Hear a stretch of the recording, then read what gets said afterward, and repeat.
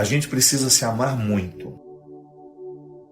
O ciclo do auto-amor, ele é muito difícil de ser vivenciado, de ser experimentado, porque nós temos com muita frequência um autodesprezo. A gente entra em experiências de autodesprezo que são absolutamente nocivas para nós.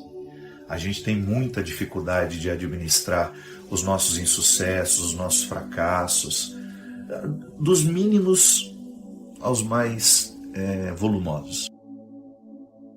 De repente você não conseguiu ser como você gostaria de ser, de repente você não fez o que você gostaria de ter feito.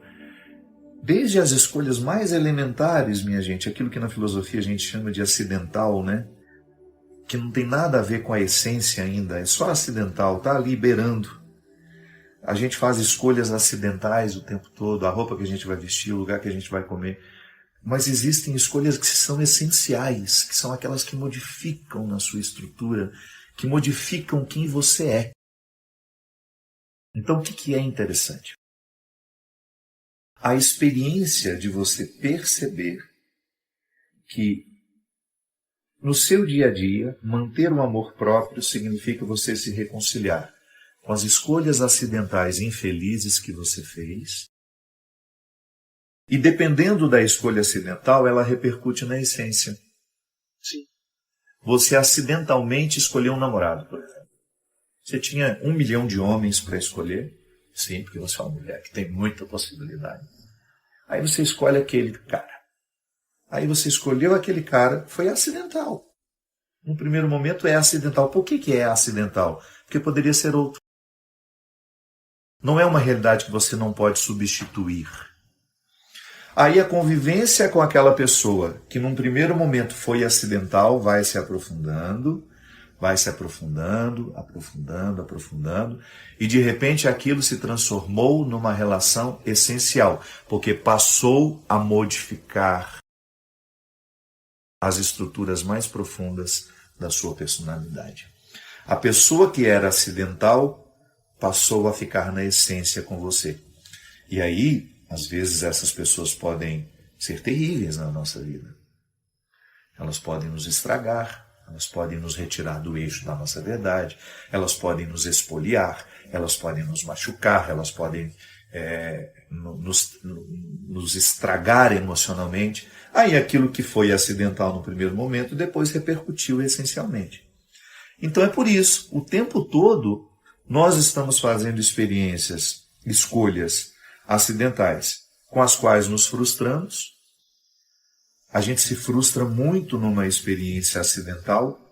Depois essa frustração joga consequências na nossa essência, na nossa verdade. Então a gente vai minando muito a estrutura do auto-amor. É o amor próprio que nos protege de tudo. Inclusive dessa história de ficarmos ofensíveis ou não. Quando eu me amo, quando você se ama, quando você tem um respeito por você, toda vez que você for caluniado, é difícil? Eu não estou falando de uma postura fácil. O que você vai tentar fazer? Não prestar atenção na calúnia, não gastar energia com a calúnia, não gastar tempo com os caluniadores. É a mesma coisa que você cair no asfalto, ralar a sua mão, e quando começar a cicatrizar, você vai, rala de novo. Isso é cultivar a ofensa. Isso é cultivar a calúnia.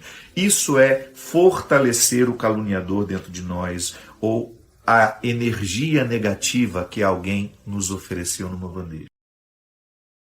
Quem decide em não guardar isso? É o soldado do auto-amor. A guardiã do auto-amor. Então, a guardiã do seu auto-amor, é que vai fazer a triagem. Guarde isso, não guarde isso. Guarde aquilo, mas não guarde aquilo. É o amor próprio, essa instância. Vou inventar aqui, não sei se estou falando uma bobagem, se estiverem presentes os psicólogos que queiram me corrigir, mas eu poderia dizer que o amor próprio é a instância emocional mais inteligente que nós podemos ter em nós. Será que estou errado? dizer isso? Pensar que o amor próprio é a instância mais inteligente em nós. É ela que vai fazer o discernimento de tudo aquilo que a gente vai guardar ou jogar fora. É interessante pensar assim, eu gosto de pensar assim. Se estiver errado, depois eu vou me corrigir com o tempo.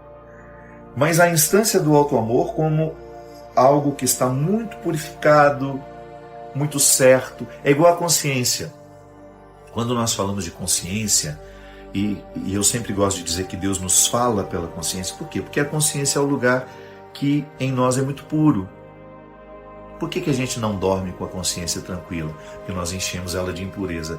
Ela sabe tudo que a gente faz de errado. Quando nós não estamos com a consciência purificada, a gente não dorme, a gente fica muito mal, a gente fica incomodado com o que tomou de decisão, ou que falou, que agiu. Então o que é interessante? Eu pensar que a minha consciência é o lugar do meu amor próprio. E é o amor próprio que nos protege. Você está sendo invadido o tempo todo. Eu não tenho medo de ar. Tenho certeza que você está sendo invadido o tempo todo por pessoas que têm respeito por você e que invadem com coisas boas, porque ser invadido não é de todo ruim, né? Eu sou invadido por pessoas boas, eu sou escancarado por pessoas boas, que trazem energia positiva, que me trazem boas palavras, que me trazem boas propostas, que me trazem boas ações, bons fluidos. Ótimo! Mas nós também estamos sendo invadidos por pessoas que nos trazem muitos fardos, muitos pesos, muitas situações desagradáveis. E é aqui que a gente vai fazer a triagem. O que a gente vai escolher guardar de tudo isso que é invasão na nossa vida? Invasões positivas, invasões negativas. Então, é o auto-amor, essa guardiã, esse soldado, que será capaz de fazer a triagem do que nós iremos guardar em nós e do que nós iremos rejeitar. Então, se lhe ofende, preste atenção. Por que está lhe ofendendo? Será que tem alguma conexão com a sua verdade? É bem possível que sim. É bem possível que a palavra ofensiva esteja mostrando para você aquilo que você não gosta de reconhecer. E você se sente assustado quando alguém disse, porque de alguma forma está tornando público aquilo que você gostaria que ficasse eternamente nos bastidores. Quando é calúnia, não. Não há nenhuma conexão com a verdade.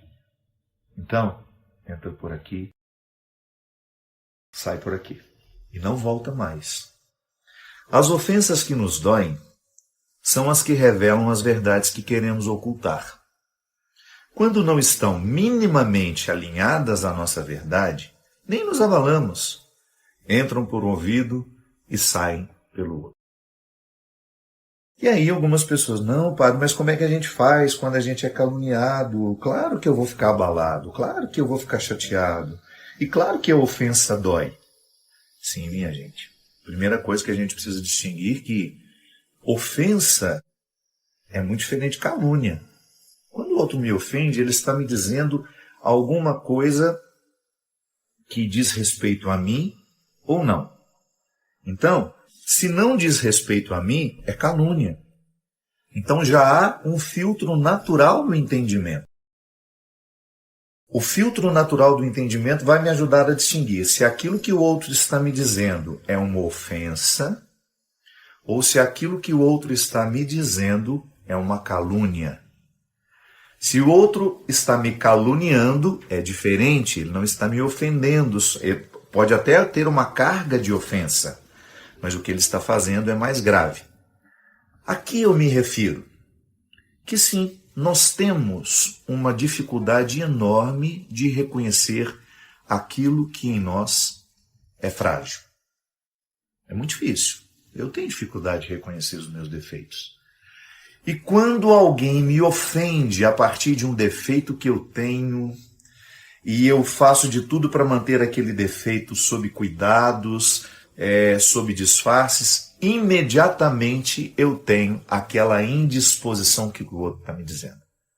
Então, o outro me ofendeu porque de alguma forma encontrou uma verdade dentro de mim. Aquilo que ele está dizendo, se não é calúnia, a diferenciação está aí, se ele não inventou aquilo está me ofendendo porque de alguma forma tocou uma realidade da minha personalidade, do meu jeito de ser, que me incomoda.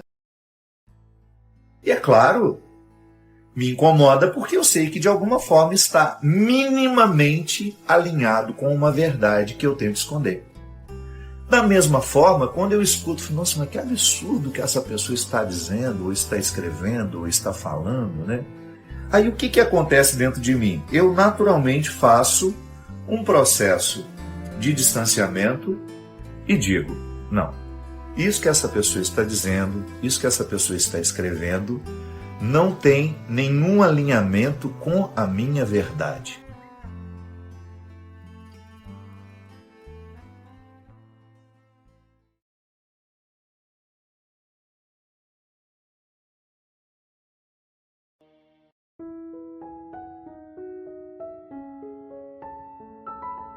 Estava vivendo uma tragédia anunciada, porque ela não conseguia romper dentro dela com um sentimento que era destrutivo e que tinha provocado nela uma espécie de dependência. Sim, porque até do que é ruim a gente fica dependente. Olha, eu vi isso. Uma pessoa que usa cocaína, por exemplo. Ela sabe que a cocaína destrói. E, no entanto, ela não sabe dizer não ao vício da cocaína. Sim, nós podemos nos viciar em pessoas da mesma forma como uma pessoa vicia em cocaína. Cria-se dentro da mente uma dependência tão estreita, tão perigosa, tão vigorosa, que aquela que está vivendo a escravidão pode chegar à morte. Nós vimos, por exemplo, aquele casal, a moça que foi jogada do prédio, né, que tudo, as câmeras de vigilância do prédio, mostrando a agressão do rapaz, aquela crueldade, aquela covardia. Depois você escuta da família que ele não era um cara violento. É muito difícil para a gente, porque nós estamos falando de uma situação a partir de imagens que nos foram mostradas. E ali não existe uma pessoa dócil, uma pessoa amorosa, uma pessoa de diálogo, não. Existe um homem extremamente agressivo. Agora, e o que esse casal viveu antes daquela noite do assassinato? Como é que aquela relação estava? Será que pais, mães, irmãos, amigos tinham acesso aos sentimentos daquela moça, aos sentimentos daquele rapaz? Porque nós que somos criados no interior, e a história se passou em Guarapuava, né? Nós temos tanto acesso um ao outro. A gente é até chamado de fofoqueiro por causa disso, né? Mas no interior é assim, nas cidades grandes as pessoas ficam mais diluídas. Mas no interior não. No interior a gente sabe um pouco mais da vida um do outro. Sabe qual que é o grande problema? Quando nós percebemos que ali há uma escravidão, que ali há um sofrimento, e a gente não faz um movimento de libertação. Porque a gente tem que interferir sim. Se a gente sabe que alguém está vivendo um processo de escravidão, é nossa obrigação chegar lá amorosamente, através de pessoas que possam ter acesso e oferecer ajuda. Da mesma forma como esses homens gritaram para Bartimeu, diferente dos primeiros que mandaram ficar quieto, os segundos dizem, coragem, levanta-te, o mestre te chama. Eu fui lá, na vida daquela menina que me deu acesso, ao me contar a sua história, eu fiz um pouco esse segundo papel. Coragem, levanta-te. E vai resolver a sua vida. Não é justo que você esteja se encaminhando para um matrimônio, sabendo que você já identificou que este homem não te ama e que não adianta você somente amar. Casamento não dá certo com uma parte só amando. Casamento já é difícil dando certo com as duas partes se amando. Mas quando apenas uma ama, é fracasso. Já de cara. Então o manto, às vezes nós nos enrolamos nesse manto fétido da escravidão e achamos que ele é a única coisa que nós merecemos ter. Às vezes ele é o único aconchego que nós achamos merecer. Não, você merece muito mais. E basta você ter coragem de julgá-lo, de abrir mão dele, sofrer as consequências do abrir mão, porque até de quem nos faz mal a gente sente falta, viu? Eu dizia isso para ela. Padre, mas eu não sei viver sem ele. Eu sei que não sabe viver sem ele. Mas a partir do momento que você tomar distância e viver o sofrimento da ruptura, você vai identificar que a melhor coisa da vida é viver sem ele. Você não sabe viver sem ele, você acha que vai sofrer muito, é porque você ainda está enrolada no manto do desconforto que você acha que é a única coisa que você merece. Na hora que você abrir mão deste manto e deixá-lo cair, começar a caminhar na direção daquele que lhe cura, porque Deus não nos deixa abandonados, minha gente. Coloque isso na sua cabeça. Se você tomar uma decisão favorável a você, Deus não lhe abandona. Ele estará ao seu lado para lhe ajudar a vencer a dor de cada dia. Porque somente depois que a gente desobedece o grupo que nos manda calar, a gente obedece o grupo que nos manda caminhar, que a gente arranca o manto, é que a gente chega à cura da nossa cegueira. Aí sim, as escamas dos olhos caem como caíram as escamas dos olhos de Bartimeu. Aí você olha para trás e fala, meu Deus, como é que eu aguentei viver daquele jeito? Sim, porque eu acho que foi justamente isso que aconteceu com Bartimeu. Depois de um tempo, já acostumado àquela escravidão da beira da estrada, a de não ver, a de se resumir a ser um verme humano, a ter aquele manto, metáfora de tantas coisas, de tantas misérias com as quais nós nos acostumamos. Depois que ele vence esse processo, as 3 etapas, não obedecer às vozes que o mandavam ficar quieto, obedecer às vozes que o mandavam caminhar, levantar-se, retirar o manto e ficar diante de Jesus.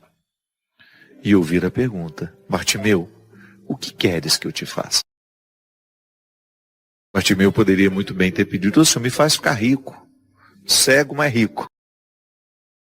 Quando nós estamos na nossa miséria, a gente não tem tempo para pedir o supérfluo. A gente enxerga exatamente o que a gente precisa. Esse é um conflito muito grande que eu tenho. Às vezes quando nós vamos rezar, a gente pede a Deus o que a gente quer. Quando na verdade o honesto seria pedir o que a gente precisa. Bartimeu certamente queria muitas outras coisas. Queria riqueza, queria poder, queria fama. Mas naquela hora a pergunta de Jesus vai no cerne da necessidade dele. Senhor, que eu veja, só isso. Porque se eu ver, se eu voltar a enxergar, eu vou conseguir entender tudo isso que eu experimentei até hoje. E serei capaz de ir buscar o que eu não busquei durante o tempo que eu fiquei paralisado aqui. E aí o milagre se concretiza. E como é que nós percebemos que a gente não se ama? Quando nós identificamos no nosso jeito de viver e de ser comportamentos que denunciam que nós não nos cuidamos mais na vida, que nós fizemos escolhas erradas e a gente não fez muito esforço para mudar. Que nós fomos dormir com os lixos todos os dias e que nós fizemos do nosso coração um terreno baldio onde todo o lixo do mundo foi depositado. pequena parte. A pequena parte do mandamento é o desafio. É muito fácil você mexer na vida do outro. A coisa mais fácil que tem, às vezes quando a gente vai para algum encontro, né, você fica escutando o pregador falar: meu Deus, mas a comadre Geralda tinha que estar aqui, gente. Mas é tudo que a comadre Geralda precisava ouvir, gente. Não é? Ainda bate não, tá vendo? Você que está falando. Aí vem a comadre Geralda, Benedita, né? Todo mundo. Não, eu não quero saber no que seu vizinho precisa da minha palavra, não. E nem você que está em casa, viu? Ligando para sua comadre para ela assistir. Padre Fábio está falando tudo que você precisa ouvir. Não. Eu não estou nem um pouquinho preocupado com aquilo que você... O outro não. Eu não quero saber o quanto que você reza, eu não quero saber o quanto você vai à missa, isso não me importa hoje. O amor a Deus nós vamos falar em outro momento. A primeira noite desse acampamento não é nem para a primeira, nem para a segunda questão. É o do meiozinho. É o que pode passar desapercebido. Porque às vezes nós achamos que o mandamento, ele será bem cumprido se a gente amar a Deus e a outro. E você? Porque a qualidade desses dois amores depende desse tanto que você se cultiva. Ah não, padre, me deixa sossegado. Estou aqui fazendo a minha caridade. Faça a caridade por você primeiro. O primeiro a necessitado de caridade nessa vida é você, sou eu. É o momento em que a gente olha para a gente mesmo. É o momento em que a gente se recolhe, é o momento em que a gente se cuida, é o momento em que a gente se ama, porque é ali que Deus está agindo, na capacidade que Ele tem de lhe reerguer, de lhe fazer acontecer. E aí, o seu próximo será beneficiado com um ser humano que está sendo trabalhado aos poucos, pela força do amor que Deus manifesta em você. E a família toda agradece depois que você se ama. Toda. E os seus amigos vão agradecer porque você se ama. E os seus vizinhos vão agradecer porque você se ama. E o céu estará em festa porque você se ama. Porque onde existir um ser humano realizado, nele Deus estará revelado.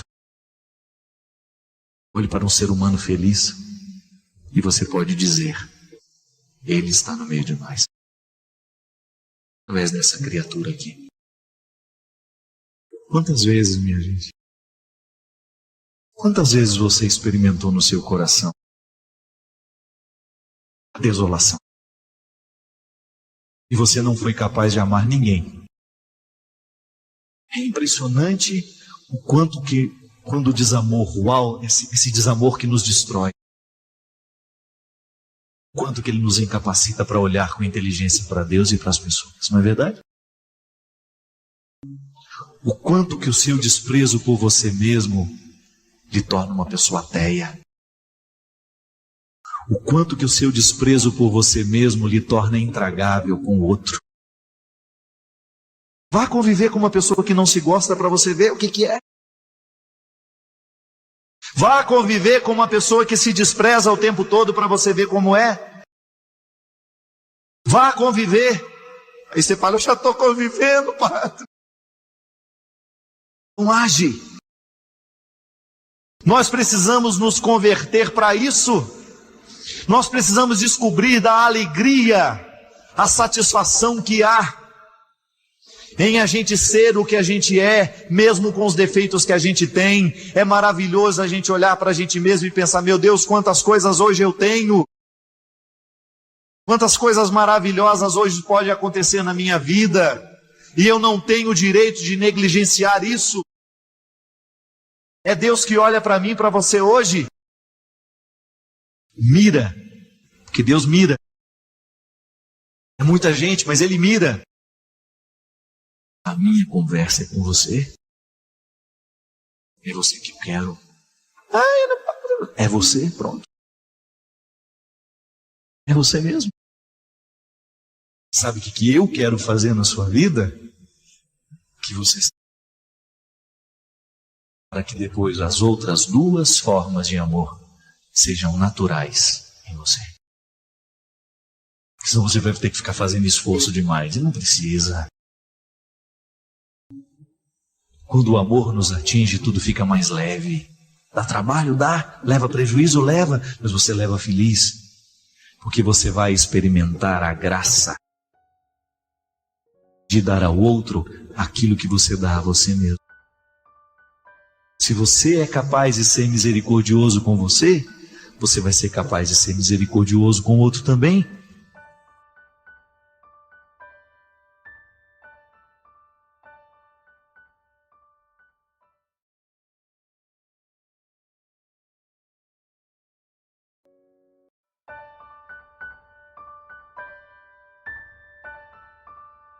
Eu tenho ficado tão incomodado com a maneira como nós vivemos.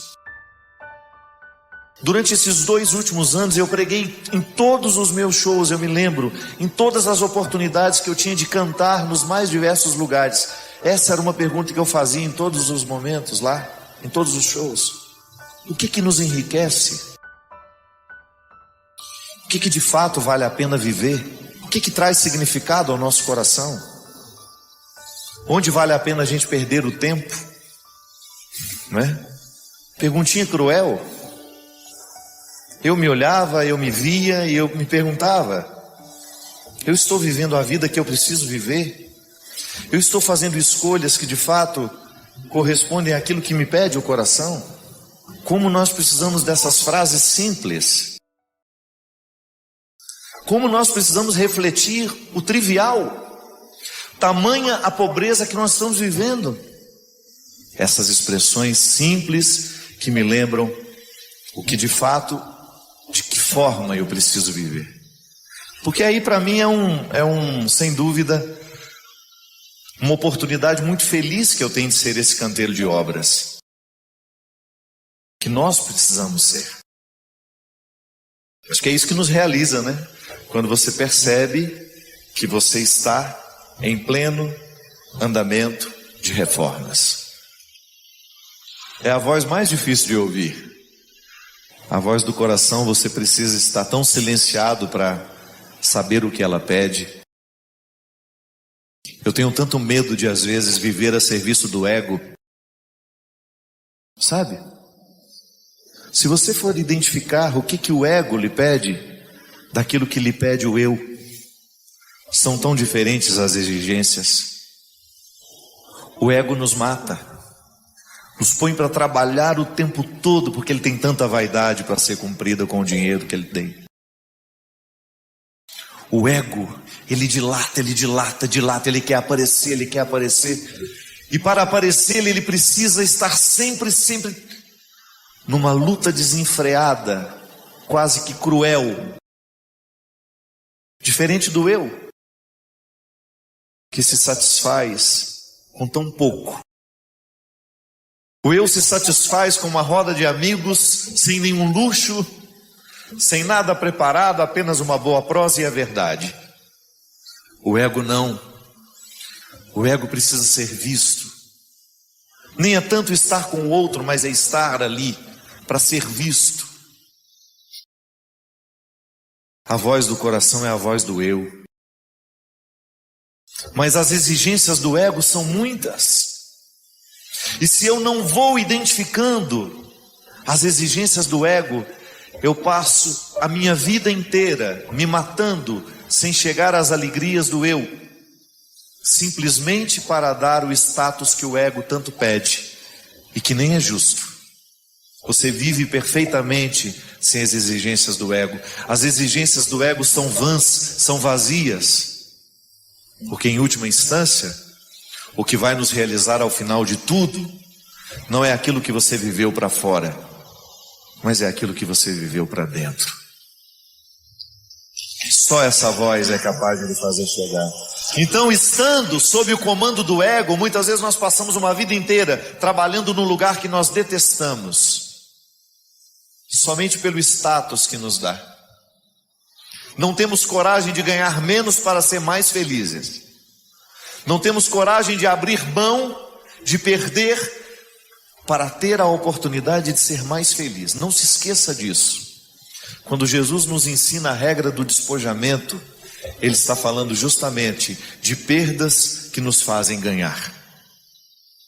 Quando você abre mão de alimentar o ego e passa a prestar atenção no eu, que você tem aí dentro, que fala baixinho, mas que precisa ser ouvido.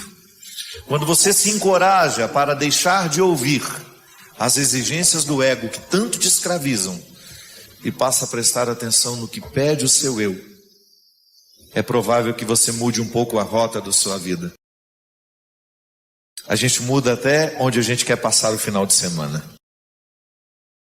Você vai começar a passar o seu dia de folga onde te pede o coração, não onde o seu ego quer lhe levar, para ter 1000 fotografias para postar no Instagram ou no Face. Hoje, do fundo do meu coração, eu desejo que essa bênção atravesse o ego e chegue ao eu. Da mesma forma como eu também quero, assim. Eu quero diariamente desmascarar as mentiras do ego. Não precisa nada disso, mentira. Mas eu quero, mentira. Não precisa mais não. Não cabe mais roupa no guarda-roupa. Comece a querer o que o eu. Comece a trabalhar para o eu. Você trabalha demais para o seu ego. Ele só te cansa. Ele não lhe permite muitas alegrias. Nele tudo é muito temporário. Tudo é muito cansativo. O Evangelho nos ajuda a desfazer as forças do ego, para a gente poder ouvir a voz do coração, que é a voz do eu, esse que precisa ser cuidado e ser conhecido por você.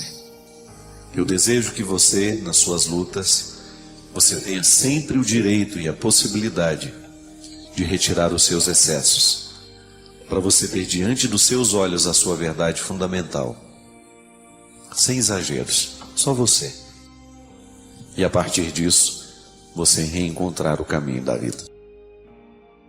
Obrigado pelo seu carinho, pela sua atenção. Que Deus abençoe muito você. Que Deus derrame sobre o seu coração, sobre a sua casa, sobre a sua vida, a disposição que caracterizou o coração de Nossa Senhora, para que, exemplo dela, a gente também possa ser um cristão de verdade, levando sempre Jesus no colo, para apresentá-lo àqueles que ainda não o conhecem. Derrame sobre nós a bênção do Deus Todo-Poderoso, Pai, Filho e Espírito Santo. Amém. Obrigado pela sua companhia. Derrame sobre nós a bênção do Deus Todo-Poderoso, Ele que é Pai, Filho e Espírito Santo. Da mesma forma como o nosso corpo precisa de vacina para ganhar a imunidade, para não morrer de qualquer coisa, essas doenças que são simples, que uma vacina pode salvar, nosso corpo precisa de vacina. Desde quando nós somos crianças, a gente vai começando a ganhar a imunidade. Mas eu sempre digo que a saúde espiritual, ela também precisa de algumas vacinas ao longo da vida. E a primeira delas, a que nos imuniza para tudo que pode nos destruir da vida, é a certeza de que Deus nos ama. Ensine alguém isso. Talvez seja o detalhe mais bonito de ser colocado no coração de uma pessoa. A certeza de que ela é amada por Deus. Sim, porque às vezes a nossa destruição, ela nos chega quando nós não sabemos, ou quando estamos esquecidos que somos amados por Deus. Porque o amor de Deus, ele funciona na nossa história como amor próprio.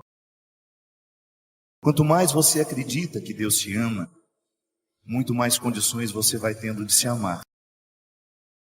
E quem se ama tem a imunidade mais poderosa contra as ciladas do inimigo. O diabo não pode fazer muita coisa no coração que se ama e se respeita. Pode observar. As destruições que o diabo oferece, elas sempre encontram espaço para crescer em pessoas em que não estão se amando estão vivendo um processo de desrespeito pessoal. Você sabe disso, eu não preciso ficar dizendo muito. Basta você revirar algumas páginas passadas da sua história e você vai ver o quanto você se tornou um alvo fácil para os diabólicos de plantão, no momento em que você não se amava, que você não se respeitava. E nessas mesmas páginas que te mostram o quanto você foi um alvo fácil para o diabo, nas situações diabólicas que existem pelo mundo o tempo todo, você também vai descobrir como você foi forte para dizer não àquilo que lhe destruía, porque a sua dose de amor próprio estava em dia. É por isso, minha gente, que a nossa vitória passa o tempo todo pela experiência de sermos perdoados. O perdão é a dinâmica da maturidade. Ele está no eixo da maturidade espiritual, da maturidade emocional, porque é quando a gente se perdoa daquilo que a gente não soube viver, que a gente se prepara para um novo tempo. Como nascer de novo. Toda vez que você perde tempo, esquecendo do valor que você tem, toda vez que você passa uma boa parte da vida se acusando daquilo que você não soube fazer certo, daquilo que você não acertou, Deus perde a oportunidade de cuidar do seu jardim. É tão importante você ter coragem de acreditar nisso. Eu sei que é difícil. Você acha que eu também não enfrento esse desafio todos os dias? Eu olho para mim, eu sei o tanto de defeitos que eu tenho, quantas fragilidades moram aqui. E acreditar que Deus me ama não é fácil. Eu já guardei tantas informações desagradáveis sobre mim, que me chegaram pelos outros. Eu fui tão machucado pela vida, eu fui tão machucado pelas pessoas, e eu sou essa mistura de tudo isso.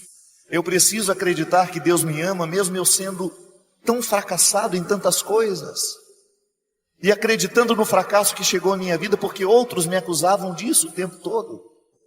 Eu sempre gosto de dizer isso. Eu tenho uma profunda identificação com aqueles que não entram pela porta da frente, porque eu nunca pude entrar pela porta da frente. Eu também nunca fui muito acreditado. E não estou dizendo isso aqui para me lamentar, não. Estou apenas dizendo que se hoje Deus me coloca num meio diferente para estar com pessoas diferentes, é porque eu fui achado da mesma forma. E seria uma incoerência da minha parte não ter um profundo respeito por todos os que passam pelo meu caminho, por mais diferentes que eles sejam de mim, porque eu também um dia fui achado por Jesus assim, na beira da estrada. Eu não estava no caminho principal, eu estava na beira da estrada. E desde então eu descobri que o meu sacerdócio é andar pela beira da estrada, lá onde eu também fui achado, porque há tantos como eu, necessitados de serem olhados nos olhos e de receberem essa notícia, que Deus ama, que Deus não se cansa de amar, que não há nenhum erro que nós tenhamos cometido na vida que possa retirar-nos da certeza do amor de Deus. Não há nada. E eu tenho consciência que a minha espiritualidade consiste em acender naqueles que estão cansados a chama de um novo tempo. Dizer aos que ainda não sabem, ou recordar aos que estão esquecidos, que Deus não desiste de nós. Deus não desiste de mim. Deus não desiste de você. E eu sei que às vezes nós ficamos desistindo de nós. Eu sei que às vezes você desiste de você, porque você sofre do mesmo mal que eu já sofri muito, que é ser olhado de um mesmo jeito pelas pessoas que te conhecem. Aquele olhar que paralisa, sabe? Aquele olhar que diz, ixi, eu já sei como você é. Isso é terrível. Às vezes nós precisamos a chance, apenas de uma chance, de um olhar que nos olhe como se fosse o primeiro dia de nossa vida. Às vezes é só isso que nós precisamos. Quebrar a força dos olhares que nos viciam naquilo que nós já sabemos de nós. É tão cruel você encontrar pessoas que ainda não chegaram ao melhor de si, porque elas estão numa ambiência desanimadora. Elas estão cercadas de pessoas que olham para elas de um mesmo jeito, de um jeito viciado, paralisante. Por isso que às vezes é bom você sair de casa e vir passar um final de semana aqui, para você descansar um pouco dos olhares que te olham de um mesmo jeito. E aí você tem um poder evangelizador maravilhoso, que é a sua capacidade de olhar. Sempre gosto de dizer isso, minha gente. O primeiro gesto evangelizador, nós que somos cristãos, não é dizer nada ao outro, é olhar para ele. Porque o que faz o outro ficar à vontade diante de nós, não é o que a gente diz, mas é a maneira como a gente olha. Eu sei muito bem se sou bem-vindo, não é quando o outro me diz seja bem-vindo, porque pode ser que a palavra esteja dizendo uma coisa e o olhar dizendo outra completamente diferente. Era o que Jesus fazia. Às vezes Jesus não tinha tempo de dizer uma palavra para aquela pessoa, mas ele podia olhar. E o olhar dele era sempre um olhar renovador. Um olhar que colocava coragem em quem o recebia. Um olhar que desafiava tudo aquilo que aquela pessoa já havia encontrado de si.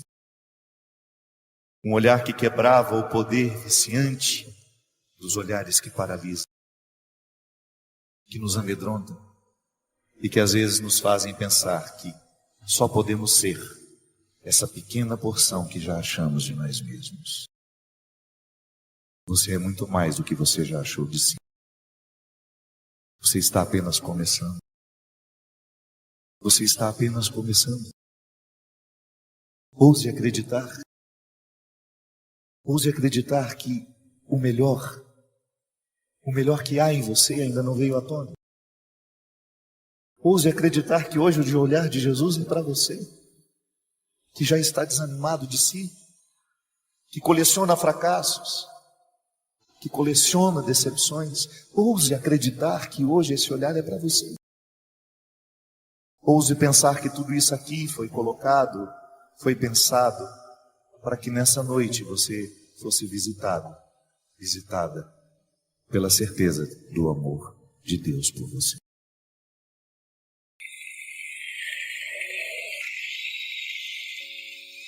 Então exerça o seu poder evangelizador agora. Olhe com amor para quem você pode. Isso. E se desse olhar nascer um abraço, que o faça. Às vezes essa pessoa saiu de casa para receber esse abraço agora, para receber esse olhar. Isso. Distribua gestos amorosos. Nós somos todos iguais, minha gente. Todos nós somos frágeis. Que nenhuma prepotência, que nenhuma arrogância espiritual sobreviva entre nós. Que nós tenhamos sempre diante dos nossos olhos a certeza de que a nossa fraqueza, a nossa miséria, ela não pode nos desanimar, mas ela precisa nos irmandar. Eu, quando sei que sou fraco, eu preciso olhar para aquele que está do meu lado com misericórdia, porque eu sei que ele enfrenta as mesmas fraquezas que eu. Muito embora eu, movido pela arrogância, eu tenho uma facilidade imensa de condenar no outro aquilo que eu não suporto em mim. Às vezes, por causa de uma vaidade espiritual, eu tenho uma facilidade imensa de gritar as fraquezas do outro, porque na verdade estou querendo sufocar as minhas. Às vezes tenho uma facilidade imensa de condenar naquele que está fora de mim, porque condenando, julgando pedra, é uma maneira que eu tenho de me esquecer, ainda que por uns instantes, que eu sou capaz de cometer um crime muito pior que ele. Não. A nossa fraqueza não pode nos colocar arrogantes. A psicologia nos ensina que onde existe insegurança, lá existe agressividade. As pessoas mais agressivas são as mais inseguras, porque a agressividade é uma forma que elas têm de sobreviver. Mas nós não vamos nos render a isso. Eu não vou parar no rosto agressivo. Eu não vou ter medo da agressividade de ninguém. Eu vou oferecer o meu amor. Eu vou oferecer aquilo que eu sei que já está curado em mim. Porque não há uma maneira mais honesta de viver o Evangelho senão partilhando aquilo que eu recebo todos os dias. Eu recebo perdão, minha gente. Eu recebo misericórdia. Eu sou um filho da fraqueza, mas eu também sou um filho do céu. E eu não me canso de oferecer isso a quem passa por mim. Então, certos de que somos fracos, miseráveis, a gente acolhe melhor o que passa pela nossa vida. Deus ama você. Deus ama você.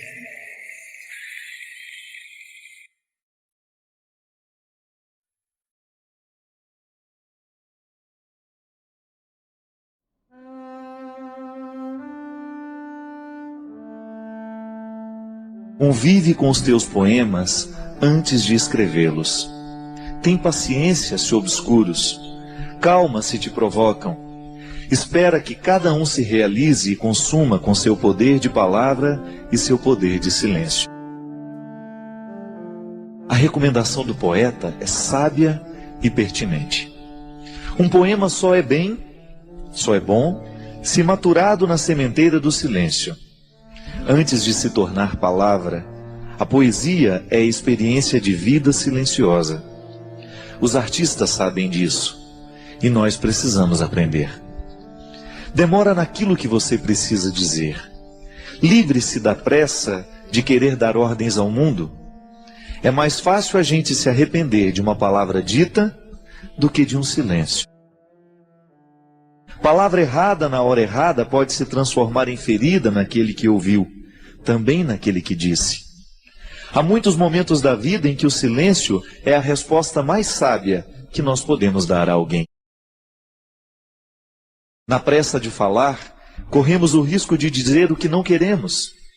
E diante de tudo o que foi dito, nem sempre temos a possibilidade de consertar o erro. Palavras erradas costumam machucar para o resto da vida. Já os silêncios certos, esses possuem o dom de consertar. Por isso, prepara bem a palavra que será dita. Palavras apressadas não combinam com sabedoria. Os sábios sempre preferem o silêncio. E nos seus poucos dizeres está condensada uma fonte inesgotável de sabedoria. Não caia na tentação do discurso banal, da explicação simplória. Queira a profundidade da fala que nos pede calma. Calma para dizer, calma para ouvir. Uma regra interessante para que tenhamos uma boa compreensão de um texto é justamente a calma. Só assim podemos adentrar nos significados que o autor quis sugerir e, consequentemente, mergulhar no mistério do seu texto. Leituras apressadas podem fomentar equívocos. E equívoco é uma espécie de desentendimento entre o que escreve e aquele que lê. É uma forma de obstáculo para a compreensão da linguagem. Na comunicação verbal cotidiana, isso sempre acontece. Dizemos e não somos compreendidos. Diante do impasse, duas realidades são possíveis. Ou alguém disse com pressa, ou alguém escutou sem atenção. Dizer e ouvir requerem silêncio. Só diz bem aquele que pensou antes no que iria dizer. E ouve melhor aquele que se calou para escutar. A regra é simples, mas exigente. Por isso hoje, neste tempo de palavras muitas, queiramos a beleza dos silêncios poucos. Eu sei que muitas vezes nós somos vítimas das palavras malditas. Não são poucas as vezes em que palavras malditas chegam até os nossos ouvidos. Uma palavra pode ser maldita por causa do conteúdo que ela tem, ou então por causa da forma. Hoje eu estava lendo um texto, coincidentemente, falando da música das palavras. E o escritor estava dizendo que para cada palavra há uma música diferente que nós podemos colocar nela. De maneira que você pode dizer uma coisa muito dura a alguém, mas você colocar uma música que faça bem ao ouvido de quem escuta.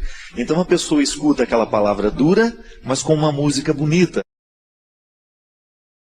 Talvez tenha sido isso que Jesus soube fazer o tempo todo. Jesus dizia coisas muito duras, mas a música das palavras de Jesus era extremamente sedutora. Porque ele sabia muito bem que não adiantava dizer as coisas sem musicalidade. Não adianta nada a gente dizer as coisas com braveza. Não. A gente será muito mais bem entendido se a gente buscar uma música suave para colocar a palavra dura. Você experimenta isso na sua vida todos os dias. Quando você precisa dizer alguma coisa de muito sério aos seus filhos, e às vezes você não sabe nem por onde começar porque você tem medo do conteúdo que você vai dizer. O conteúdo é duro, é de exigência. E os nossos filhos não estão muito acostumados a serem exigidos. Eles entraram nesta mística do mundo de hoje, nessa tendência do mundo de hoje, de que tudo tem que ser muito simples, tudo tem que ser muito fácil e rápido. E educar os filhos muitas vezes requer um discurso duro, exigente. Então você vai descobrir junto de Jesus que é possível dizer coisas duras com musicalidades atraentes. É isso que fazia com que as pessoas parassem para prestar atenção no que Jesus tinha a propor. O reino de Deus que Jesus propunha não era coisa fácil, não era coisa simples. Dá trabalho construir o reino. Mas ele construía de um jeito tão terno que as pessoas esqueciam a dureza da palavra e se prendiam na música que envolvia aquela palavra. Minha gente, muitas vezes o que a gente faz de errado não é o que a gente diz, mas é como a gente diz. É a música que a gente coloca na frase. Pode ser que hoje você tenha ferido alguém com aquilo que você disse. Pode ser que hoje você tenha sido ferido por alguém com aquilo que você disse. E talvez você não tenha errado naquilo que você disse. Você tinha razão naquilo que você disse. Você estava certo ao reivindicar o que você reivindicava ou dizer aquela verdade que você disse. Mas talvez você não tenha escolhido o melhor jeito de dizer. Talvez você se perdeu na pressa, na raiva, na ira. É estranho, mas na vida a gente perde a razão quando a gente fica bravo. Na vida a gente perde a ternura quando a gente se irrita, porque a ira, ela tem o poder de retirar de nós a sabedoria. E quando nós estamos fora da sabedoria, geralmente nós não sabemos colocar músicas nas palavras. Todos nós gostamos de música. Todos nós gostamos de ouvir aquilo que entrou um dia dentro do nosso coração, nos fez bem. Por quê? A palavra veio com música, ela não veio sozinha. O intérprete colocou naquela palavra uma intenção tão bonita que você de fato acreditou naquilo que ele estava cantando. Uma canção bem interpretada, ela expressa todo o poder de verdade que o compositor quis dar. Mas aquele que interpreta, o bom intérprete, ele faz a canção se tornar ainda mais verdadeira do que quando nasceu da mão do compositor. Porque ele soube colocar a intenção da voz. Eu, quando dava aula na faculdade de teologia, lá na faculdade Beuniana, eu sempre dizia para os meus alunos que seriam padres um dia: olha, cuidado para você não ficar com um tom de voz, um jeito de falar igual a todo mundo. Busque a melodia das palavras. Busque o seu jeito de dizer. E que o seu jeito de dizer as verdades evangélicas, que o seu jeito de ensinar o evangelho, a palavra de Jesus, as coisas boas da vida, estejam de acordo com aquilo que você verdadeiramente acredita em e identifica neste mundo como ternura. A palavra pode ser dura, mas a música que envolve a palavra não precisa ser. Porque aí você vai ter um poder de convencer muito maior do que se você estivesse usando a palavra dura com uma capa, uma armadura. Não. Todos nós temos medo de armadura, porque ela nos recorda a guerra. E às vezes, ao invés de colocar melodia, música na nossa palavra, a gente coloca armadura. A gente sabe que na lógica dos nossos amores é muito fácil a gente amar quando a gente tem razão para amar.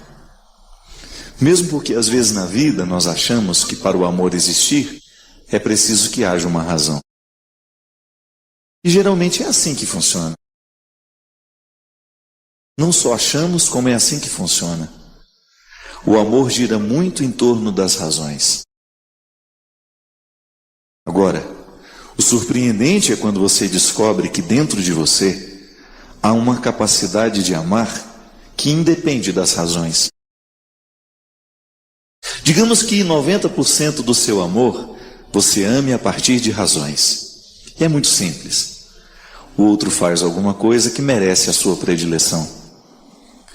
O outro representa alguma coisa que merece a predileção. O outro realizou alguma coisa na vida que abriu seus olhos para que você percebesse, e de repente o seu amor caminhou naturalmente em direção daquele que despertou isso em você. Mas você também não pode negar que mesmo quando você tem razões para amar alguém, de vez em quando o amor esbarra em você sem razão nenhuma. E você descobre uma fonte de gratuidade. O outro não fez nada por você. O outro não falou nada para você, mas o seu olhar atingiu e você foi capaz de amá-lo mesmo sem ter razões. Se eu amo naturalmente aqueles que me dão razão para amar, e se boa parte do meu amor, se os 90% da minha capacidade de amar estão movidos, estão na direção daqueles que me dão razão, a conversão é a gente diminuir um pouco esses 90% para dar maior espaço àquele amor que não tem razão. Porque somente no momento em que a gente descobre o amor que não tem razão, é que nós vamos entrar no sentimento mais profundo que Deus nos ensinou através de Jesus. Se você for pensar, Jesus tinha muito poucas razões para amar os seus. Traiu o tempo todo, os amigos traíram, os amigos mentiram para ele. E se você humanamente quiser dizer que Jesus não tinha muitas razões para continuar amando seus amigos, você está certo. Porque você faz a sua análise a partir desta lógica que é comum nos dias de hoje, que sempre foi comum na história da humanidade. Nós continuamos amando à medida em que o outro corresponde àquilo que a gente espera dele. Mas e se no momento que deixa de corresponder e você descobre que mesmo assim você continua amando, então de alguma maneira você está vivendo a consequência daquela jaculatória que a minha mãe me ensinou quando eu era criança, pedindo ao coração de Jesus que ele me desse um coração semelhante ao dele. Quantas vezes eu como criança rezei isso sem entender? Fazei o meu coração semelhante ao vosso. Ter um coração semelhante ao coração de Jesus significa você entrar nessa porcentagem menor de amar sem razão e dilatar. Você não conhece nem 1% da humanidade, mas você pode amar essa humanidade inteira. O significado do amor cristão nos coloca na possibilidade de quem quer que seja que a gente encontrar hoje pela vida, mesmo que eu não tenha a oportunidade de conviver, mas que o meu encontro seja amoroso. Há uma palavra bonita que traduz o amor, que se chama gentileza. A gentileza é aquela demonstração de amor, esse amor gratuito. Você nunca viu aquela pessoa na vida, mas naquele momento, a sua reserva de amor, esse amor que não precisa de razões, exerceu um domínio sobre você. E quando você foi dominado por esse modelo de amor gratuito, o mundo inteiro ganhou naquele gesto. Porque onde existir uma pessoa agindo em nome da gentileza, o amor de Deus estará prevalecendo no mundo. Onde existir uma pessoa hoje disposta a viver o amor da gratuidade, Deus estará vencendo a partir dela. E esse é o desafio de todos nós. Você sabe muito bem quanto é que você tem de amor gratuito dentro de você. Eu sei muito bem quanto que eu tenho dentro de mim. É disso que nós estamos falando, minha gente. É a gente descobrir que quando o outro é intragável para mim, eu tenho que me desdobrar na direção dele. Não é por uma questão de vaidade, você ser melhor que ele. Não, não. É para que os ódios do mundo diminuem a partir da nossa capacidade de amar. Às vezes nós temos aí tantas pessoas que não gostam de nós, tantas pessoas que falam mal de nós, que nos tratam mal. Nós não temos que dar o mesmo resultado. Não, nós não vamos negociar com a mesma moeda. Porque assim nós tornamos o mundo pior do que já é. Eu não quero um mundo pior, você quer? Eu tenho certeza que não. Então fazer a diferença nessas pequenas medidas, e a gente cresce como pessoa, a gente se aproxima de Jesus. A gente fala tanto que a gente quer ser semelhante a Jesus, mas Jesus tinha uma facilidade imensa de amar os que odiavam. Aqueles que o odiavam, ele amava mesmo assim. Aproximar-se daqueles que nos tratam mal e oferecer um gesto de gentileza é um jeito bonito que a gente tem de mostrar que nós não estamos em guerra. Porque às vezes o nosso silêncio pode dizer que nós estamos em guerra também. Não. Aproximar-se, tratar bem, receber bem o que chega, mesmo que ele não goste de você. O problema é dele, é ele que não gosta. Você faz o seu esforço de trabalhar a sua humanidade, por quê? Porque você não quer se juntar ao cordão do ódio no mundo de hoje. Acho lindo, minha gente, a capacidade que Jesus tem de olhar para os miseráveis. Pensar que essa religião começou assim. Pensar que tudo isso é motivado por essa mística. O absurdo de um Deus que prefere os pobres, o absurdo de um Deus que prefere os fracos, o absurdo de um Deus que prefere os pecadores. De você pensar que onde existe a miséria humana, ainda que seja aquela que nos envergonha, lá o amor de Deus grita, pede passagem. E quem sabe pensando assim, nós vamos deixar de vestir essa vaidade da santidade, nós vamos retirar de nós as máscaras que muitas vezes nos impedem de nos aproximar dos outros, porque a gente acha que a gente é melhor que eles. Quem sabe assim a gente vai ganhar um olhar diferente, mais misericordioso, sabendo que na fragilidade do outro eu também estou espelhado. Que quando eu olho para o pecado do outro, eu estou vendo o meu também, que por isso talvez eu rejeite tanto, porque eu estou vendo no outro aquilo que eu não gosto de ver em mim. Deus tem que abrir os nossos olhos para essas coisas, minha gente. Porque o tempo todo Jesus se ocupava dessas pessoas, ele não tinha medo. Ele não tinha medo das prostitutas, ele não tinha medo dos ladrões, porque ele sabia muito bem quem ele era e o que ele podia fazer na vida delas. Tomar posse desse olhar de Jesus para que a gente comece a olhar o mundo com olhos diferentes. Tomar posse desse jeito específico de Jesus ser, para que nós possamos ser nas pequenas medidas também como ele. Que não caiba dentro de nós essa santidade vaidosa que nos distancia dos outros, não. Se a sua santidade lhe distancia daqueles que precisam da sua misericórdia, cuidado, porque você pode estar no caminho errado. Quanto mais Deus está em nós, maior será a nossa capacidade de olhar para os calvários do mundo e dele nos aproximarmos com reverência.